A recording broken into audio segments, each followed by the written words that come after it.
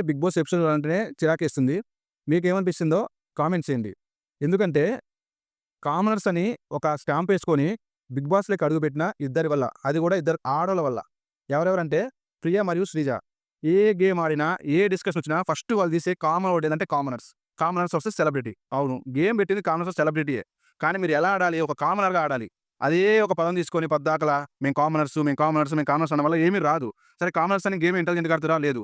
చెత్త డిస్కషను, చెత్త. అంతా చెత్తే. వీళ్ళ నోటి నుంచి వచ్చేది మొత్తం పెద్ద పరమ వేస్ట్. అంటే కామర్స్ అనకూడదు తప్ప ఇంకేమీ రాదు. వీళ్ళకంటే చెత్త ఇంకెవ్వరు గేమ్ ఆడరు. ఈ వీక్ అయితే ప్రియ అయితే కన్ఫర్మ్‌గా ఎళ్ళిపోతది.